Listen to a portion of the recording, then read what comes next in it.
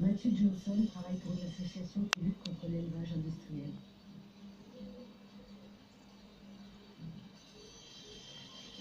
Où que vous regardiez, c'est de la monoculture. Ils font pousser du soja, du maïs, et toutes ces cultures que vous voyez, elles sont destinées à nourrir les animaux. C'est une grande source de fierté ici en Iowa. Ils disent qu'ils nourrissent l'Amérique et qu'ils nourrissent le monde. Ce qui techniquement est vrai.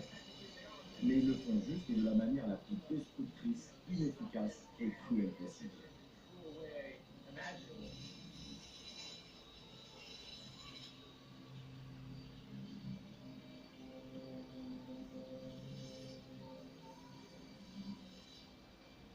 En mai 2020, à cause du Covid, la plupart des abattoirs ferment dans l'Iowa. Matthew Johnson apprend que des éleveurs de porcs décident alors de tuer eux-mêmes leurs animaux, dans des conditions atroces. Il enquête notamment sur une usine, propriété de l'Iowa Select Farms, le plus grand producteur de porcs de l'État. Ils ont cherché le système qui coûte le moins cher.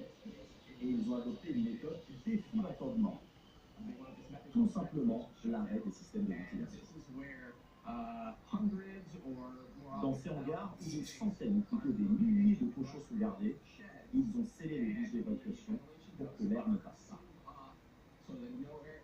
Et ensuite, on envoie de la vapeur ou des airs volants. Au bout de plusieurs heures, ces pauvres porcs sont juste cuits vivants.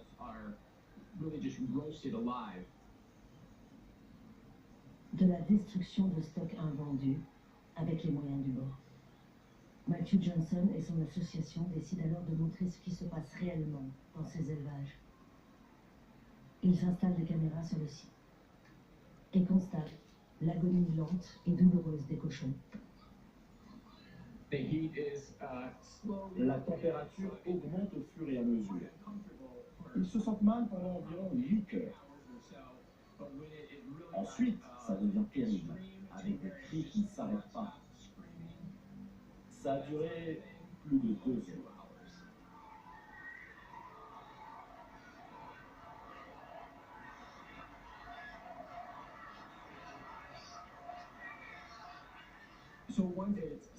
Une fois que le silence est revenu, ils reviennent avec des revolvers. Les ouvriers eux-mêmes regardent si certains sont encore conscients.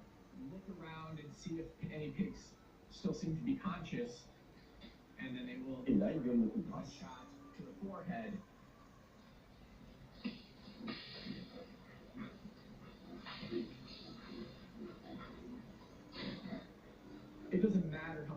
Ça n'est pas qu'une question de coût. Ça ne devrait pas être une option de faire ça à ces pauvres animaux. Et particulièrement quand on parle d'une compagnie aussi riche et de gens qui ont toutes les possibilités au monde. Matthew diffuse la vidéo sur Internet, même s'il est conscient des risques qu'il encourt. Car l'Iowa, comme la plupart des États ruraux, a adopté une série de lois que l'on appelle les lois Ag-Gag. Elles ciblent directement les militants de la cause animale en criminalisant toute forme d'intrusion dans les fermes. Le jour qui a suivi la diffusion de la vidéo, ma chambre d'hôtel a été prise d'assaut. Les policiers sont entrés d'un coup, ils m'ont saisi et ils m'ont plaqué contre le mur.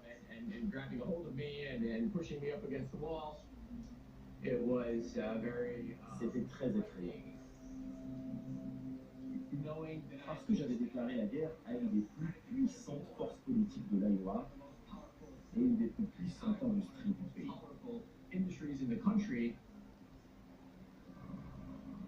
Après 24 heures de garde à vue, Matthew Johnson est mis en examen pour intrusion sur une entité agricole. Parce qu'il s'agit d'élevage, il encourt une peine de 2 années de prison. S'il était rentré dans n'importe quel autre type d'usine, il aurait risqué 30 jours de détention.